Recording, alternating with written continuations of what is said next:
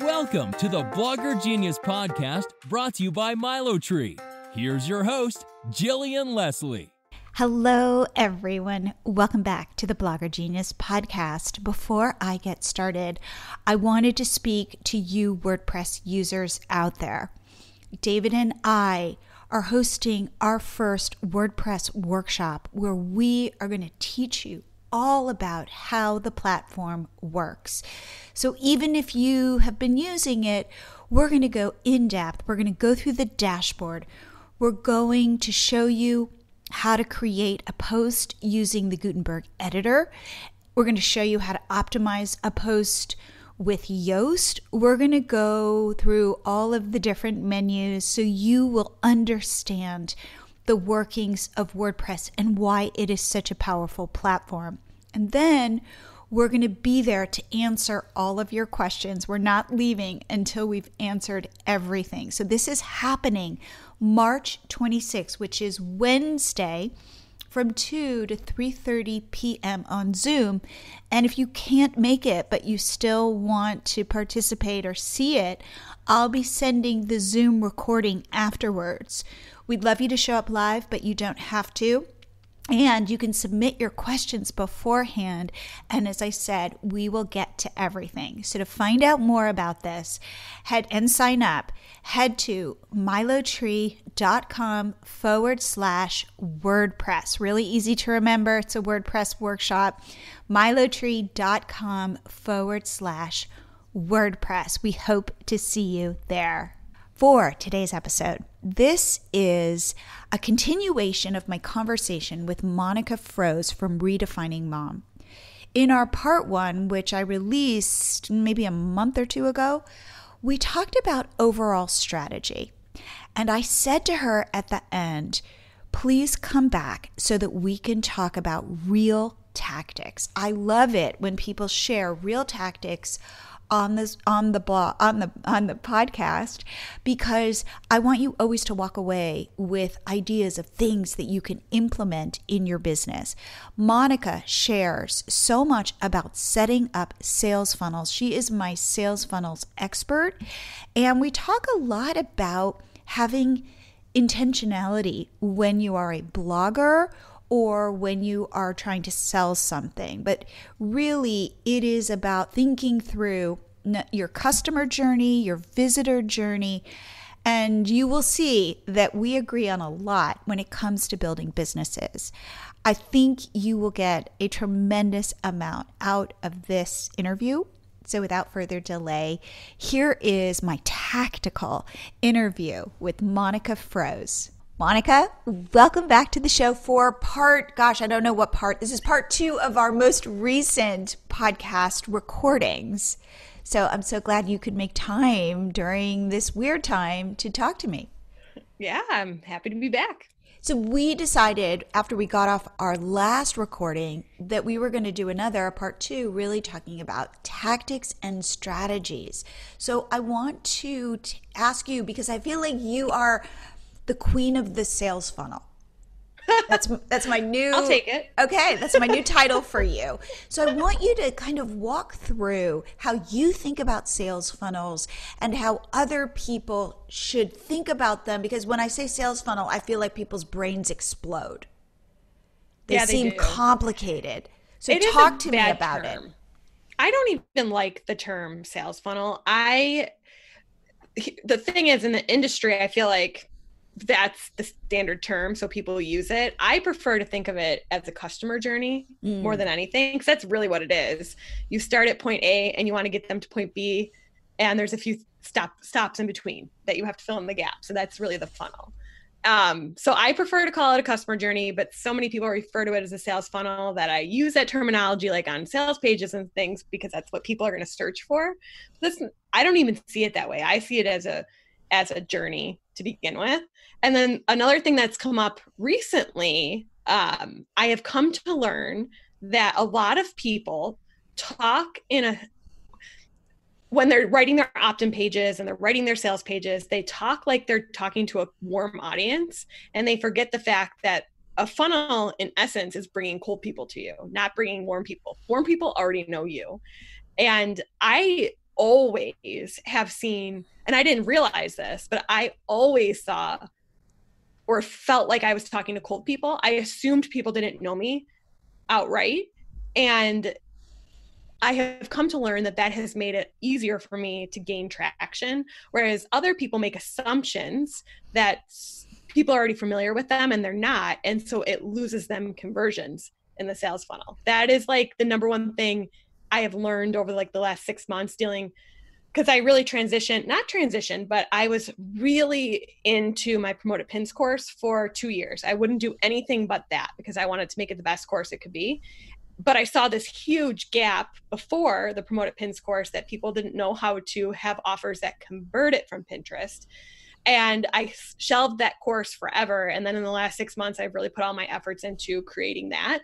And this is what has come out of that. What I've realized is that people just made a lot of assumptions that it was obvious to them, but not obvious to people who had no idea who they were. And so they were losing conversions. So let's talk about talking to a cold audience. So I've gotten this cold audience. I've gotten somebody who saw a pin of mine on Pinterest and they've clicked through. They don't know. Yes. It's something about like how to grow your Instagram followers or how to sell crochet patterns or something like that. And so somebody now has clicked through and ends up on a page. And how would you then start letting that person know who I am, or, you know, how do we make that initial connection? So 2 things that really come to mind here. First of all, they actually don't care who you are. I love that. Yes. They don't care. Yes. And the first time I really, even though I knew that, but I couldn't verbalize that I knew that, a friend of mine on Facebook, not an internet marketer, not in the online world, posted on her wall that she was so annoyed with recipe bloggers or food bloggers when she was on Pinterest because she did not care about their 4-paragraph intro about who they are and why this recipe was great for their kids or whatever the recipe was for. Just give me the recipe. And my initial internet marketer response was, well, first, let's be fair that if we just give you the recipe without asking for anything in exchange, then there's no SEO value there for the food blogger, right? So it's all about how that person's monetizing. A lot of food bloggers don't monetize through their email list. They monetize through ads. And so they need to keep you on the page. They need to rank on Google, all of these things. And so initially I wanted to respond with, well, you just don't understand how blogging works. But then the more I thought about it, the more this concept came into understanding that I never introduce myself in my funnels from Pinterest. Like I just don't, because people don't care. And so I sat back and thought, why don't people care? And when you really digest what Pinterest is, particularly as a search engine, is that people come to Pinterest with a problem. That's the keyword. They search their problem. Because it's a visual search engine, the pins that pop up offer inspiration. So it's your job to provide them inspiration to actually click on your image. And then your sales funnel is the solution. You are not the solution. You are not the solution. What you are solving is, they had a problem. You're solving it with your product, with your opt-in. I mean, I'm all about the conversion. So I'm not going to give the solution away in a blog post most of the time. I don't do that. I want you to give me something in exchange, which means, yes, I do have lower page views, but I have super high conversion rates. And usually I'm more profitable than people who come to me and say, I have 500,000 page views.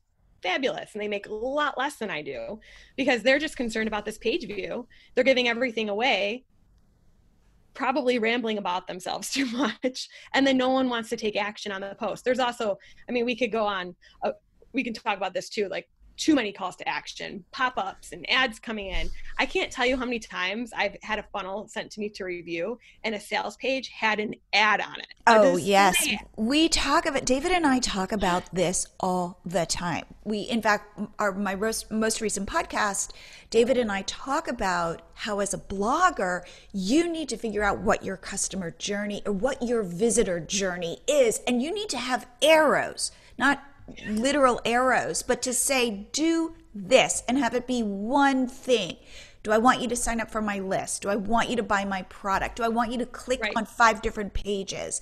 And therefore, I need to tell you what to do, but I can't say to you, go do these 10 things, or just even give you a smorgasbord of 10 things, because it's too complicated, and then have things popping up and it's too much. It's like you need to think of it in terms of street signs. There's an arrow pointing in a certain direction on purpose so people don't crash.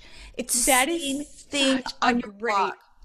Can you imagine if you were approaching an intersection and there were arrows pointing all 4 ways, and you're like, okay, I'll just choose a way, and then you're crashing head on with the car going around the circle like a roundabout? Like if the roundabout went both ways, good luck. Yeah, and go through it. And there were not even any arrows, just lots of choices. Lots of things flashing at you. It's like, no, the clearer you are, the better. And it's hard because as a blogger, as an online entrepreneur, you kind of go, well, I don't want to close off that avenue. I want to have a sales page, but I want to make money on ads on that sales page. And I want to put a pop-up to join my email list on my sales page. And it's like, whoa, no, don't do that. And I want to say just one thing about your thought that nobody cares about you. I found this to be so true. And I have a 13-year-old daughter, and 13-year-olds, all they think is that everybody's thinking about them and looking at them and criticizing them, or thinking, I don't know, and I say to her all the time, nobody's thinking about you. Everybody's thinking about themselves. And this as mothers, once you have a child, like your world shrinks down and you can't be thinking about everybody else. You're just trying to get food on the table for your family. Like again, back to that food blogger, you don't want to read about her grandmother, why this food blogger was inspired by her grandmother's who cares? I need to get that meal made because I then got to do bath time, and then I've got to read 4 books to my kid. Like, you're too busy. So think about your own life, and just getting through the day is hard enough. Nobody, the more you just want to help that other mother survive her day. And that's why she doesn't care about you. She would, but she's got mouths to feed. And so it's like putting yourself in her perspective. You go, oh, right. If I could just help her get to the recipe, I've done my job. So how can I then come up with a way to monetize knowing that's the constraint? Right. And here's the thing. People will come to care about you once they're on your email list. And that's the other problem. Don't speak to everyone. That is and that is hard for me too, because I have a lot of ways people come onto my email list. And I made a conscious choice probably about 2 years ago that I'm going to speak to my one avatar. And I realized that people come onto my email list that aren't interested in that avatar, and that's fine. They can weed themselves out and unsubscribe because you can't talk to everyone. I'm still shocked by just being myself. I say that in air quotes, but that's really what it is. Just by being myself, I get people that email me all the time when I send a weekly newsletter that say, I've been following you for years, and telling me how I resonate with them and all of this stuff. And I had no idea. I mean, I honestly had no idea that they've been following me for 2-3 years. And I had no idea that, I was an influence to them, but I wasn't an influence to them because they landed on one blog post in Reddit. And they just don't care then, especially when they come from Pinterest. Like, they are literally looking for a problem to be solved, and you're just not the solution. And I don't mean that to be harsh. It's just the reality. You personally are not the solution. What you offer could be the solution. Correct. And that's how I've just always assumed they didn't know me. And I really early on, and I understand that for bloggers particularly, this is a very hard mindset shift, though in the current environment that we're in with ad dollar, display ads bottoming out, Amazon taking away commissions, honestly, none of that hurt me whatsoever. It had zero impact on my bottom line because I don't monetize that way. And I do understand that is a different mindset. So I'm definitely talking and teaching from the perspective that all I care about is the conversion. And I'm very clear about that. So you're not going to hear me talk about page views and the number of page views. I don't care. I just don't. Quality people that land on your site that end up converting, whether that be your email list or a sale, those are really the two I care about. And that's what I'm hyper focused on. Okay, so there's a pin on Pinterest, and Mhm. it is the possibility of a solution to a problem I am having. And I click on it, and I land on would you recommend a landing page, not a blog post? I mean, not like a sales page, or how does that work for you? I mean, if me, I don't really even post regular blog posts anymore. However, I teach a lot of bloggers. I am not anti-blog posts. You can make blog posts work. Absolutely. And there are a lot of people that do, it's not bad to provide information when they land on the blog post, but you want to let's say that, here's a good example. So if we can just rewind to people actually clicking on the pin first. So one of the examples I use in my course is, first, let's talk about the difference between what makes Pinterest unique as a visual search engine. And the example I give is a bullet journal. And I give the example of, you put it into Google or you put it into Pinterest. If you put bullet journal into Google, they are literally selling you a physical bullet journal. That's like the top of the search results. Google thinks, oh, you must want to buy a bullet journal. Here you go. Here's how you buy one. That's what Google sees it as. When you put it into Pinterest, you see these beautiful layouts, in visual inspiration, these layouts that are just pretty. And you're like, wow, I wish I could create pretty visuals like this. Like, most people want a bullet journal are not just looking to bullet journal. I mean, you can just have a paper notebook if all you want to take is list notes. People who want a bullet journal they have this creative outlet that they're looking for. And so these visual inspiration layouts, that's what you get. Like these, I mean, I wish I could bullet journal like these layouts I get on Pinterest, but immediately it's a different response that you're getting from the person versus, oh, here's a journal to buy, or here are these pretty layouts. Now, let's say you click on one of these pretty layouts and you go to this blog post, and I would say the majority of search results you're going to find, those blog posts are like bullet journaling 101. So look at what you can do with a bullet journal. And so it's not bad to have content on that page. Like, here's how you get started. And here are these pretty layouts. Here's the different ways you can use bullet journals. But what I would encourage is that you're very clear that you only want them to take one action. So what bloggers tend to do is they'll have a million affiliate links. And I get it, because you want to they land it. You want them to buy the bullet journal through you, buy the pens through me. But every time you are encouraging them to do that, they are clicking off your site for a very measly commission, very measly. Instead, you could do something like, get my top 10 supplies I use in this easy guide that you can carry, that you can keep and that you can reference. Or it can be like, get my top 6 beautiful layouts. And in this, I also provide a list of the top 10 tools that I use. Now they're on your email list. And so what I really encourage people to think of, once they're on your email list, sky is the limit.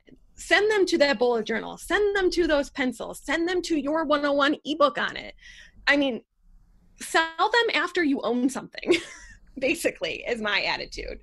And the difference between selling your own stuff, like, you can sell your own stuff because you're still going to own the email list. They are still going to give you their email to get on once they buy from you. So it's okay to sell your stuff, and it's okay to get them on your email list. But when you're sending them away to these low dollar affiliate commissions that you have no control over, they can shut down at any time. That's what Amazon just did. It's really a poor proposition for you to get people on your site to make $1, maybe, and then you never get to communicate with them ever again. And they could have been a repeat customer over and over again. And the other thing I see is that a lot of bloggers are lifestyle bloggers too. So we're multi-passionate entrepreneurs, right? Many bloggers are like that. And so I get this question a lot, which is, I have a budgeting side of my business unintentionally. I was really eager to get a product up. I put a product up and ended up doing super well. So I get all these people on my list about budgeting. I never send weekly emails about budgeting. That is not the core function of my business. So people say to me, well, why do you collect their email address then? I'm like, well, let me tell you. Those budgeting people are multifaceted people, and they're not just interested in budgeting. They're also interested in making money.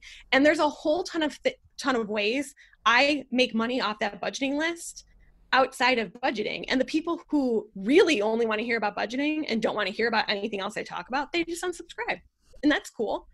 but I get a ton of money from that list, not directly related to budgeting. Hey, are you a blogger or entrepreneur who loves their business but is a little overwhelmed with all that you have to do in a day? Well, you are not alone. We all feel this way. So I want to share a pop-up tool that will increase your social media followers, grow your email list, build your traffic, and it is called MiloTree. MiloTree is a pop-up app that my husband David built for our first site, Catch My Party. In the 4 years that we've been using the MiloTree pop-up on Catch My Party, our Pinterest account has grown exponentially to over 1.1 million followers. And our Instagram has grown to over 160,000 followers. And these social networks now drive millions of page views to our site every single month. MiloTree works to grow followers on Pinterest, Instagram, Facebook, YouTube. It'll grow your sales on Shopify or Etsy, and it will even grow your email list. You can focus on growing one platform at a time or switch between several. The choice is yours. MiloTree. It's easy to install. You can do it in under 3 minutes. It's completely optimized. Right now, you can get your first 30 days for free. Just go to milotree.com to sign up for your free trial. If you are not converting your site visitors into followers, subscribers, and customers, you need to change your strategy. To take the first step, head over to milotree.com and start your free trial. There's no risk, and you'll be joining thousands of other professional bloggers who are already using MiloTree to grow their businesses. As a bonus, once you sign up, I'll send you valuable business tips each week to help you continue to accelerate your growth. You can't be everywhere all the time, so let MiloTree work for you. It's fast, it's easy, and it gets results. So what are you waiting for? Head to milotree.com and start your free trial. I love that. Okay, so the thinking is, I got my pin on Pinterest with a solution. Somebody clicks through to that pin, ends up on, let's say, it could be a blog post with an intention. It could be a sales page. I get on that page, and I'm serving up my solution, and I'm also, I assume, serving up my expertise. So it's less about, I'm Jill and I was born in New Jersey and I've got one child. It's more about, hey, you want to see how I've put my bullet journal together? Like, you will see the beauty of what I've created. So you don't care about where I was born. You care about the fact that I have skills. And if you want your bullet journal to look like mine, I've proven to you through what I'm showing you that I know what I'm doing. So there is this idea of know, like, and trust, which is now you're starting to know me, but you don't need to know me personally. You don't need to know that I'm a chocoholic. Like, who cares? We'll get there. You just need to know that I know what I'm talking about when it comes to bullet journaling, which I've proven to you through my beautiful images, through a little bit of expertise that I've shown you, so you can say, oh, I could learn from her. Correct. And so that's, a lot of bloggers want to go that route because they have great content out there and they don't want it to go to waste. And lots of people enjoy blog posts. I don't personally, but lots of people do. So that is one way. The key there, if you're going to go the blog post route, is that you really, really have to eliminate the distractions, because the other thing I see all the time is people forget that let's say that on this bullet journaling page, that the opt-in is going to be get my 6 top layouts and the 10 top tools that I use, right? Well, on the sidebar, they might have like a bullet journaling 101 something else, or, a totally different opt-in on their sidebar. And then some people in the header site-wide also have an opt-in that's unrelated. They might have a hello bar that's unrelated. And the thing here, especially when you run into paid ads with this stuff, is that I'll get people that say, well, Pinterest says that 15 people sign up for my email list, but I only have 5 people in ConvertKit for that opt-in. And then I go to their site, the page that they're promoting, and I'm like, well, you asked them to opt in for this in the sidebar and this in the, and so they didn't know which to opt in for. They're just putting their email address in the first thing that pops up that you offered to them.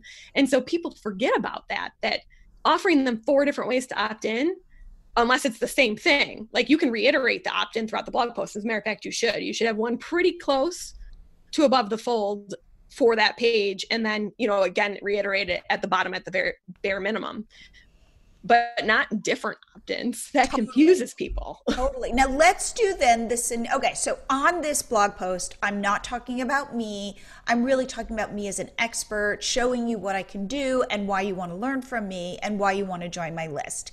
And I love that because it's one ask. You can ask it multiple times, but it is one ask. And again, this is our philosophy with MiloTree. It's one ask. And the intention behind when we made it was not that you're going to put MiloTree on your site and then all these other pop-ups. It's that you've got one ask. But again, people can do, what they do. Anyway, but now let's talk about the same scenario landing on a sales page or a page where the whole purpose is either to sell a product or get somebody on your list. How does that page look different from the blog post page?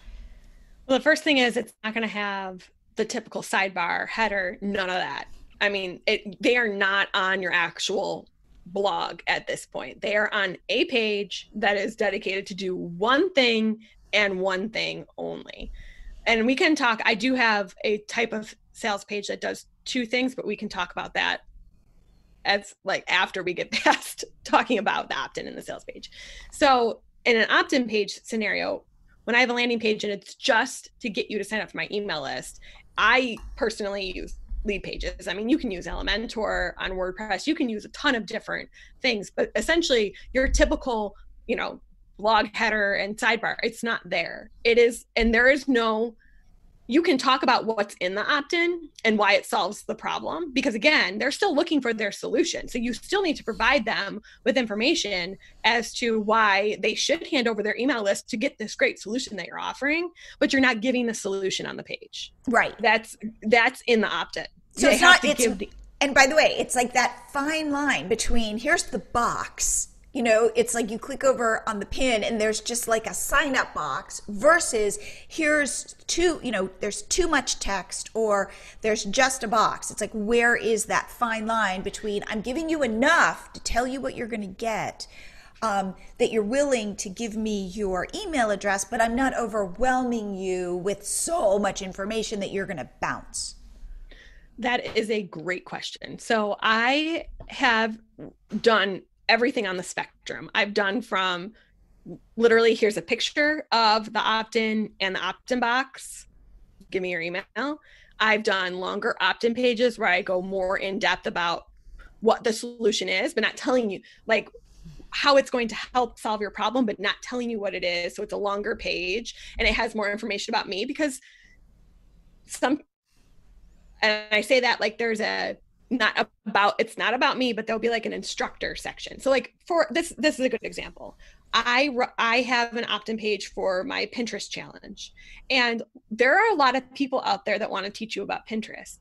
So in this regard, I need to give some information as to why I'm not an ordinary Pinterest teacher and what differentiates my teaching from everyone else out there. So that's in a little instructor bio about my credentials, essentially, but in a very nice way and a very talkative way, I guess you could say. That's okay, because I do have to position myself as an expert above why hand over my email to me. Why am I not just like everyone else when you search Pinterest marketing? So there are times that that's necessary depending on what you're talking about.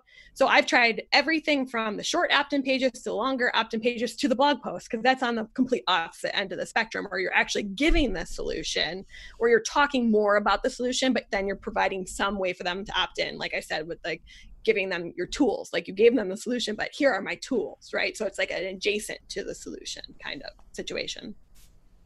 They all can work. However, you're going to have higher conversions for that email address on the first two options, the shorter opt-in page or the little bit longer, depending on what the topic is. Those will always give you higher conversions than a blog post. You will get more people to bounce off of a blog post. You just will. Yep.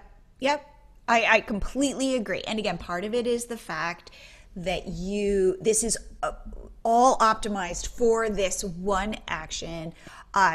It's not distracting. So again, it's like putting lots and lots of street signs with arrows saying, do this, here's what you're going to get. So it's easier to be intentional on those pages than say a typical blog post, even if you are trying to optimize that blog post for that same thing. There's too much. Again, this is also my business model, right? So I am not monetizing with display ads. I'm not monetizing with Amazon affiliates. That's not my strategy. So it makes perfect sense for me to get super focused on where I do make money, which is once you get on my email list. And then of course, so there's two different ways I do this. So then there's the opt-in, whether it's a short, I call them short or a long opt-in, either one, depending on it really depends on what problem you're solving, how in depth you have to go to. Just as an aside, where do you think the short opt-in works best? Where do you think the longer opt-in works best? Okay, here's an example. A short opt-in page, like let's say I'm offering a printable pack to solve, they have a problem. My printable pack's going to provide the solution. Right. Let's just say a homeschooling guide,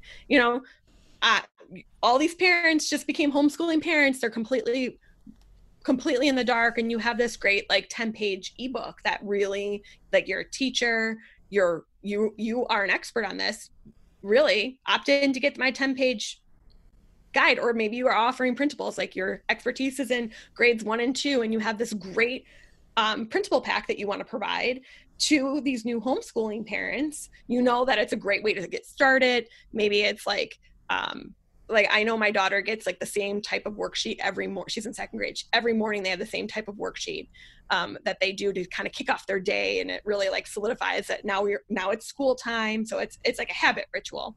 Maybe that you have something like that. You don't really need to talk very much about it. It's display what they're getting, show it in some sort of visual manner, because they're coming from Pinterest. They're going to want the visual.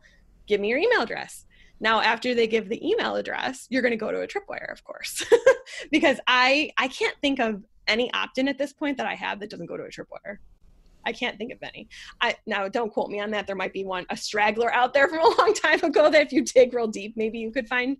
But I always ask for money. Okay, and let's just, for people who don't know, a tripwire is somebody puts their email address in, and boom, as soon as they press send, a page shows up. It leads to a page where it says, hey, so let's say it's somebody selling this 10-page ebook about homeschooling. Boom, a page shows up and says, buy my activity sheets now for a second grader, and it's $5, let's say, to buy this. And what you're doing is you're saying, and by the way, normally this is $15, but for 1 hour, you can get this for $5. And the idea is you are teaching teaching your audience to pay for things that you're providing. It's kind of like, yes, I sell stuff. This is who I am. It's helping them. It's educating them about what your business is about. So the biggest objection I get from particularly people who are marketing their stuff on Pinterest is they don't want to sell. They think that it's bad. I don't know. Yes, selling is not bad. So let's just back up here. Remember that when someone comes from Pinterest, they have a problem, you inspire them, you provide a solution. Solutions in this world cost money. People will happily pay you for a solution that will solve their problem. This is called the economy. This is how the economy works. So especially women undervalue their expertise and think that they should have to give, or it's expected that you give everything away for free. That is ridiculous. Somebody who's an expert in grades 1 and 2, hi, how much did you pay to be educated in this? How much time did you put into the classroom? That is a monetizable skill. You should get paid for that. You should not have to give everything away for free. That's ridiculous. I can't say that enough. And absolutely, you're going to get dissenters, and you're going to have to learn how to deal with them. I get people all the time. I just had an email recently that asked me a very in-depth question about promoted pins, and then ended their email with, and don't tell me I can find this in your course. You should just tell me.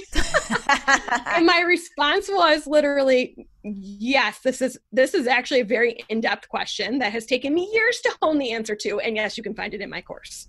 Like, I don't understand this expectation that a craft that we have, an expertise that we have honed over the years, that cost us money to get, and we're distilling it down into an easy digestible format for you to get for a very cheap cost. So absolutely. There's nothing wrong with selling. I think, in fact, doing tripwires, as somebody who, if you are somebody who does not want to sell, because I believe business building is also personhood building, it's also about personal growth, that it is that much more important for you to push yourself to do a tripwire so that you can start getting used to making money. And by, if you can do that $5 sale, that $10 sale, and you can get used to seeing money rolling in, it will hopefully start making you more comfortable with this idea that my skills are monetizable and my skills should not be given away for free. And it feels good when money starts coming in. So as a way to train your audience that you are a business person and you provide solutions that are worth paying for, it also trains you that you are worthy of making money. And 99% of people will happily pay you. Mm-hmm. And I truly, if you really break down the numbers, you might, like 1%, not even 1%, are going to be the complainers. But don't let the complainers stop you, because your time is money. Your time is time away from your kids and your family, and you should be compensated for that. It's really just an exchange that is fair. That's Absolutely. How I see it. Okay, so you then, as soon as somebody signs up for your list, boom, a product shows up with like a timer, it's like a sale, you can get this for the next hour at 50% off, that kind of thing. Act now. Then what? Yes. So the biggest thing here, and I have reviewed, oh my gosh, hundreds of funnels, if not thousands at this point.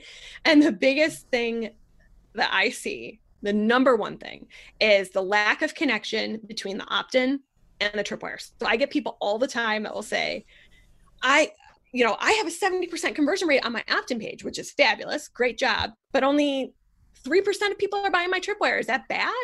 Probably, if you have a 70% opt-in rate, and there's probably a big disconnect, or the disconnect is that you didn't make the connection for them. Like, the product actually might be a great second step to that opt-in, but you failed to make a compelling transition statement to tell them. Because if you hear often that, and you can tell in Facebook ads particularly, that someone will sign up for something for free, see the tripwire and say, oh, they're really charging me for this. That means you failed to make a connection most of the time. I mean, there are some crazies out there, don't get me wrong, that just want to complain about everything. But if it's a recurring theme that they think that what you were offering for free is also what you're asking them to pay for, you to make the connection for them, that it's different and it's actually an enhancement to the freebie. Because I always say, like, I respond to most of these in my Facebook ad comments, and I'll say, my freebie, whether it's a training or a guide, whatever it is, standalone is valuable. And I gave it to you for free. Like, I am 100%, you will get something. What I said you're going to get out of that freebie, it's there. It's true. The tripwire is an enhancement to that. And it's usually a lower, like when you think of a product ladder, it's not going to be your highest end offering. It's a lower end offering. It's the next best step after the opt-in. So it's an enhancement. That's how much are your tripwires typically? Let's see. My tripwires range from $7 to $27. And I'm very focused on Pinterest. So tripwire wise, that's a very sweet range to be in. And that doesn't mean that's the list price of the product. Like the one that I sell for $27 on Tripwire, it's a $97 product, but you can get it $70 off for 20 minutes. The other thing I see is the connection has to be made. You have to remember that when you ask someone to opt into your list, they think they've just taken the action that you've asked them to take. They don't realize you're going to be asking them something else, which means everything that's above the fold is super important.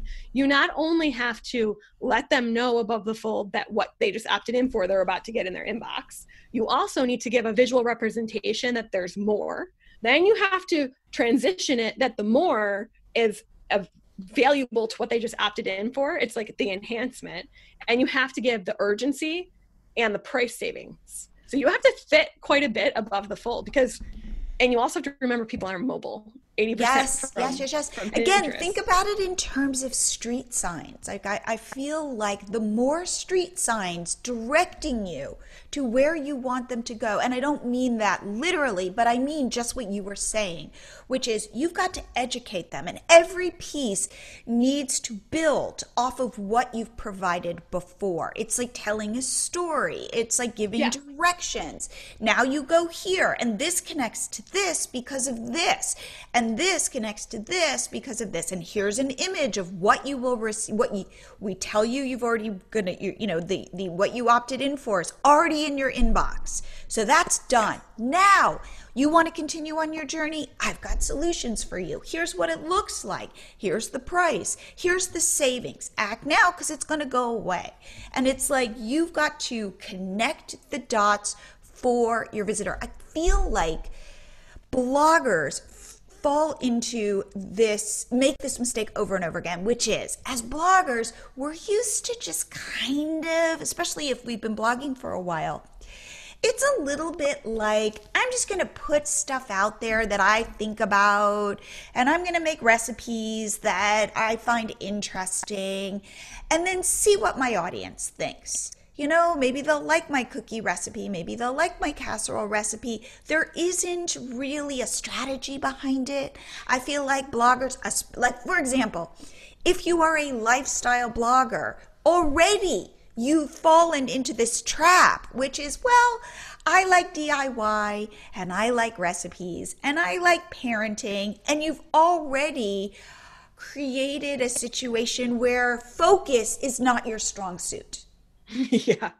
And what you are talking about is focus. So bloggers need to work on focus.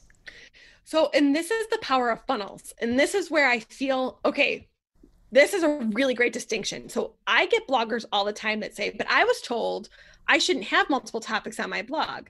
Time out. I'm not talking about having multiple topics on your blog. What I'm talking about is siloed funnels. It's like a one-to-one thing. When I have this, there's this problem in my personal life, I solved it. Oh, I can make this a product. The funnel is it's a silo. That's how I see funnels. That's how I'm able to have multiple solutions for things that maybe don't roll up to the master topic that I talk about, but they make a ton of money. And because people are multifaceted, the problem when you put it on a blog is that then you're dealing with the fact that when you put multiple topics on a blog that don't necessarily closely correlate, then you're dealing with Google not understanding what you're about, confusing people in this multi-navigation type way. But that's not how funnels are. They're very siloed. And that is why I've been able to be successful in multiple topics, because at its core, when I go to make money on my email list, I'm very clear about how I make money there. So you can choose to not engage at that point. Like I'm fine with that. Yep. I love this because, again, I think it is taking the old model of blogging and really saying, if this is the way you're thinking, you've got to change your mindset and become siloed if you want to sell solutions to problems. So now here's a question.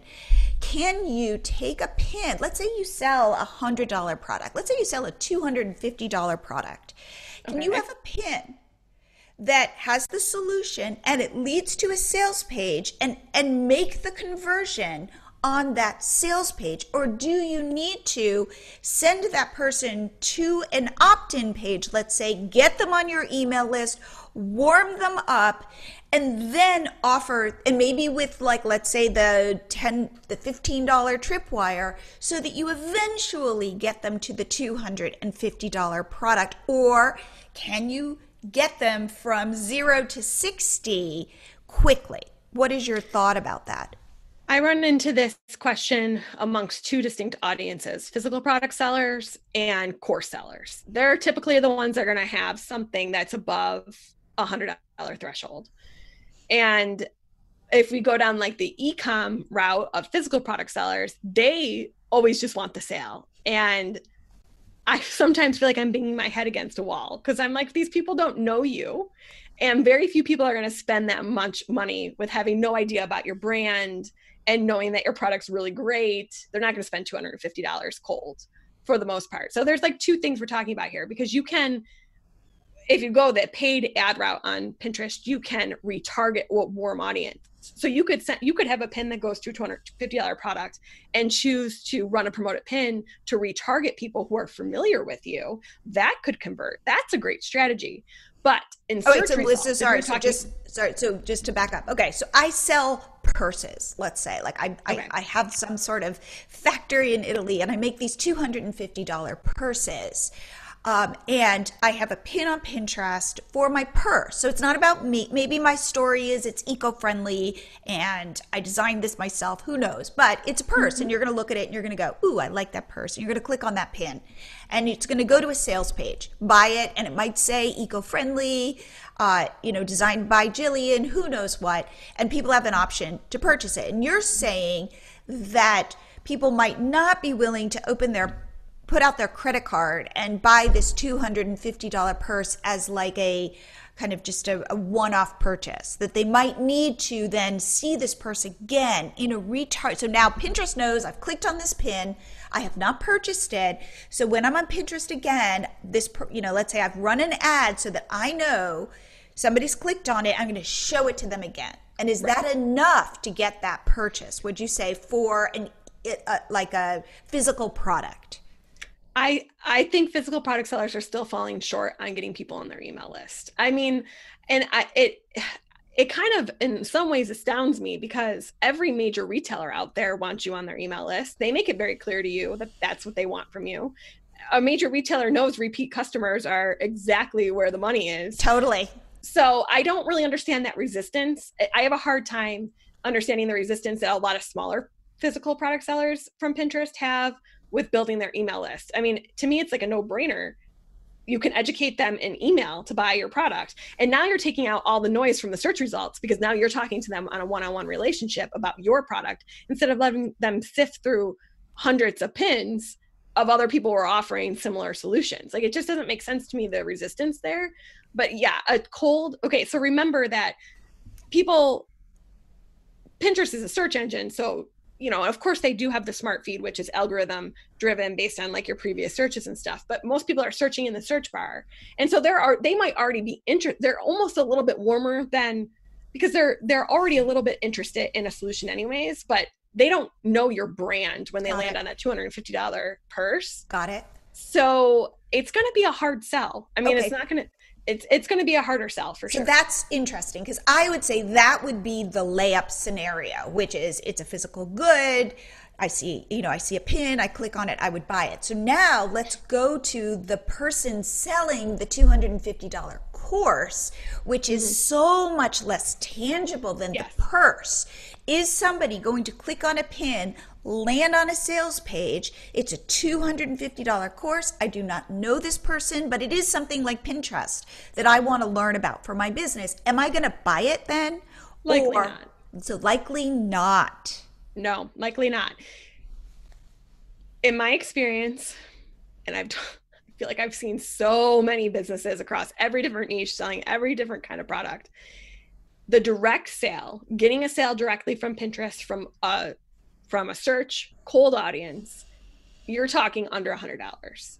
So then when you're talking about a course seller, you're really getting into product ladders here. So how do you bring them in and warm them up to nurture them into the final sale. So for example, 82% of people who take my free Pinterest ads challenge within 6 months will buy the course, which is list $697. You can get it, you know, I have different funnels that run, different promotions will run with flash sales and stuff like that. But that is the step. So I know the best indicator of a future sale into the higher end course is to get people into the freebie. Now, in between there, I also have a tripwire, which is what I call it the primer, but it's like a 10,000 foot view into what I teach in the course. So I give them a quick win. So the challenge preps them for like all the things they need to have in place before running an ad. The primer gives them one quick win with an ad. And how much does the primer cost? 97 list, and tripwire it's 27. Got it. Okay. So with that 10,000 foot view, I give them a quick win because they get their first ad. But that's still, and people who actually follow me through and put up their first ad know that there's a lot more that you need to know than just getting your first ad out there. But you wait, but you almost don't know that until you've put up your first ad. So right. Yeah, a lot of people. You're leading them to recognize how much they don't know. Now, here's a mistake I made early on, that the free challenge I have, which still exists today, it used to be I taught you a few things, and then I actually showed you how to set up your first ad. And what I missed there was people thought once I showed them to set up their first ad that they were great. They walked away and they're like, I don't need to pay for anything because like now I got everything I need. And they didn't, but it was a bad setup. So I stripped out showing them how to set up their first ad. I made them put some money on the table to learn how to set up their first ad. And then once they do that, now they've put money on the table. So they're more motivated to follow through with setting it up. Now they set it up and now they realize, wait, I need to know how to read it. I need to know how to scale it. There's so much more that goes into it. And then they go on to buy my course. So it was actually, and it took me about a year to really iron out understanding what compels people to go to the next level in the product suite. But yeah, a $250 course, just like I said with like the purse example, you could retarget people who have been on the sales page, they're on your email list, they enrolled in a free challenge. Great, retarget them with that sales page. But a cold audience, no, they're likely not going to hand over hundreds of dollars without knowing you. I love that. I think that is because I do feel like people think I make a course, like I know me. I know you should trust me, but you don't know that. Right. We overestimate our own, I want to say value, or that like I know I'm a trustworthy person, but you don't know that. So like I have to show you this. So like inside me, I know it, but how do I can't get you inside me to go, oh yeah, okay, I can trust her. That's the brilliance of having them on your email list. Then you're giving them a look into who you truly are as a person if you're leveraging your email list correctly. I get that. Now, let's say I've got this $250 course. How long should I expect it to take? How many emails? Like, am I emailing you for 2 years before I'm selling you? Or do you think I can assume that I can get that sale in 3 emails? Like, what is your feeling? And I know not every course is the same and not every audience is the same, but you've seen so much from a high level. What do you see in terms of nurturing that relationship? Well, there's really 2 types of buyers. And I mean, there could be, depending on how granular you get, you could say there's 4, but we're going to go with 2. And they're going to be the people, when we're talking about higher end stuff, there are the impulsive people who don't need a whole ton of convincing and they really want to get into this now. So they'll go through like your first 3 emails and they're ready to buy. But then you have the people, like I said, that will sit on your list for 6 months. And you might, and this is the biggest mistake marketers make, is they think those people are cold and dead to them. And time again, I have exposed these people to the same launch campaigns. They didn't buy. I mean, there could be so many reasons why they don't buy. Maybe it wasn't the right time in their business. Maybe it wasn't the right time in their life if it was not a business product. They didn't have the money and now they do. People are still watching and waiting. They're not necessarily dead in terms of making a sale. So there's really just two different types of buyers. But the problem is too, catering to one or the other, you're going to lose sales. So like you really have to come up with a system to cater to both. You want to hit people that are motivated and ready to buy right away. And you start that with the tripwire. And a lot of people who don't buy in the tripwire simply, they're not motivated to buy right away. They need a little bit more convincing. I also get people who think that they can't reoffer their tripwire in an email sequence. I do all the time. It's called conditional tags. You filter out people who bought it and you only send it to people who didn't. Reoffer it. And there's no rules on not reoffering it. Do that? How often? It varies. I mean, part of it for me can be simply a bandwidth issue too of, I have a lot of products and I can't be selling all the products all the time. So this is something, because I have a lot of products, that we're working on getting, we're trying to get monthly flash sales going now, where we have a theme of the month. So like this product's highlighted and it's going to go back to tripwire price for 3 days. And we sell it to people who haven't already bought it. So, I mean, it kind of, honestly, how often you reoffer your tripwire, especially when you're starting and you only have like 1 or 2 products, is going to be something you're going to have to test. I would absolutely reoffer the tripwire in the first or second email. Absolutely. I think that is the smartest thing you could do. And you just filter out people that already bought it, so they're not getting the same offer again. But there's no reason why you can't do that. I get people to say, but I gave them a 20-minute countdown and they didn't buy, so I can't reoffer it at that price. Why? It's your product. You can do whatever you want. Absolutely. It's funny. I was at a conference recently and I thought this was really insightful. Again, I feel like the theme of our talk right now is this idea that we see the world through, like, I know I'm trustworthy, but you don't know I'm trustworthy, but I weirdly think you should know that about me. I get you on my email list, and now I think to myself, okay, you're at the, let's say, top of my funnel, and I'm going to try and move you down my funnel. But guess what? You've got a full life.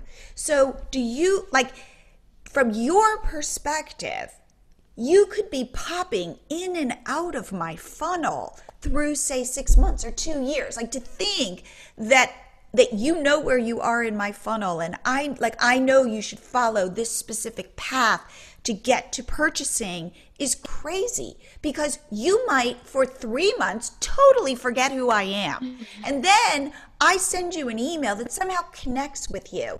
And all of a sudden you're like, wait a second. Oh, I remember her. And hey, I might be interested in that. So you're continually, as the consumer, popping in and out of my funnels. You're not going linearly through the funnel I have set up, that I might assume like, oh, here's where you are, that I'm so top of mind to you. We're all so busy. So therefore, reorienting people, like reminding people who you are, reminding people like what you do, is super important, because again, people are busy. They're in their own lives. You're a very tiny part of somebody's life. So for example, in my emails, I always say Jillian, and then I do like a pipe, and then I say MiloTree. Because if I write Jillian Leslie or Jillian Tober Leslie, you might know me, but chances are, like, how many emails do you get from some random person that is tied to some random list you signed up for, and you have no idea when you signed up for that list. You have no idea what who is this person. So the more, again, it's like the more reminders, the more you can orient people to figure out, oh, you're the Pinterest expert. Oh, right. I remember learning about you last year, and so it's like, again, getting out of ourselves and seeing it from the perspective of the busy person who has a million things going on in their lives, I feel is so valuable. It shrinks us down in our own eyes and really puts the focus on, how can I serve you and touch you where you are? Yeah. Give them what they want, not what you think they want. You got to, people always, it's just true. We think that people care a lot more about us than they do, especially when they don't know us. I mean, it just is. It's not a bad thing. It's just people are busy and they need help with X thing, and you have the solution. So make it about them. Absolutely. And if they move on after they've gotten their solution, Godspeed. Like, you're not going to be best friends with them. So it's okay to say, here's my solution. Like, let's say, I'm that teacher and I understand I teach first and second grade. Well, guess what? At some point, that kid is going to be in fifth grade and you're no longer relevant, or, maybe or in high school or whatever. And that's okay.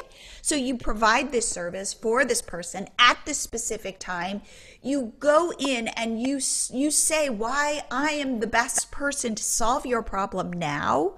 And hopefully I can make money off of that because I'm providing a real service. And then Godspeed. Like, it is.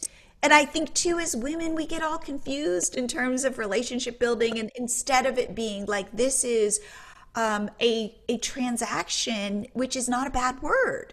This is a time and a place where I can provide help for you. And that's it. And I am going to continue to remind you why my solution is the best.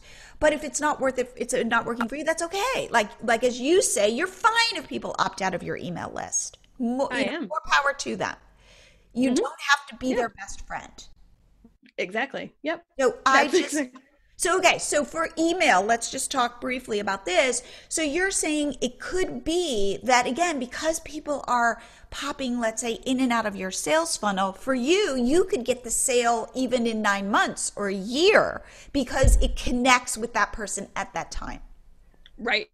Actually, I'm continually astounded by how many people end up will email me and say, I've been looking at your course for a year and now is the time. And a lot of people would have written them off, maybe even clean their list, and they would have been goodbye. You just never know. There are lots of reasons why people are not ready to buy at the time that you think that they're ready to buy. Another objection I hear a lot from people is sales emails. So they think, like, if you're selling a course and you're doing a flash sale for it, oftentimes you repurpose emails. Like, I've had a copywriter rewrite my whole series. So you better bet I'm not just sending it once where your open rate's maybe 20, 25%, 30 if you're lucky. So that means a whole ton of people didn't see it. As someone who sends a lot of sales emails, I often feel like, oh my gosh, I'm sending this email again. And I start feeling bad about it.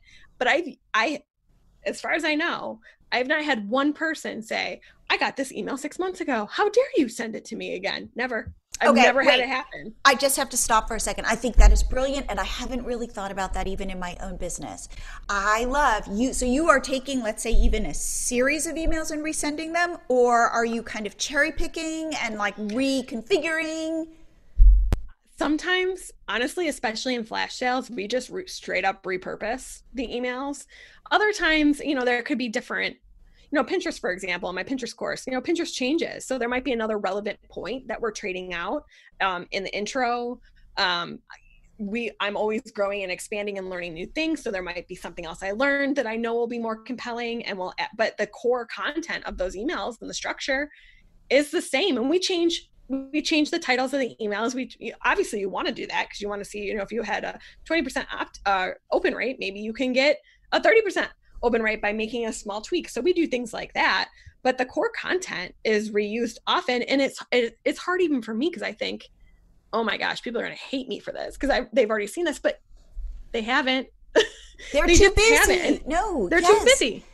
They're too busy. And when the last time you launched, they might just not have been ready for what you're offering, or they just weren't ready. This is not just for courses; it's for even your products. Like a new homeschooling mom in the current crisis that's going on might have opted in for your list thinking okay, they need to know all the things to educate their kids, found it was too hard, was like, wow, I really stink at this, kind of let it go. And then a few weeks later realized, okay, no, you know what? I need to go back to that resource. That resource she offered me, it would really help right now because they didn't know what they were getting themselves into. So your tripwire might have showed up for them and they were like, I don't think I'm going to need that. Isn't the teacher going to provide that? And then they realized 3 weeks later, man, I can't follow along with the teacher. I just need to kind of like do our own thing. That pack, that would be really helpful. Let me go find that pack that I had, like that was presented to me 3 weeks later. And you might have thought, oh, I already offered it to them once. They're obviously not going to buy it. That is just not the case. You can't just offer something once to people. But I'm astounded by how many times that happens. And nobody has ever emailed you saying, I got this email before. Nobody ever. And if they did, I'd probably laugh, to be honest. Yes. It's like, okay, but there's like 18,000 people I sent this email to. So, if one person complains, whatever. I love that. Okay, Monica, how can people reach out to you, find out about I just love you as a teacher. I always, thank you. I do. I feel like we are very like-minded, the way that we think about business. And I always go away with gems. I'm sitting here, I take notes. So how can people reach out to you? How can they get on your list? How can they learn more? What is the best way? So everything right now is centralized under redefiningmom.com. We're actively building out monicafroese.com. So by the time you listen, it might be live. It's going live. Spell it though for people. Monica Froese is Monica, and the last name is Froese. So okay. It sounds like Froze, but it's not spelled like Froze. Okay, great.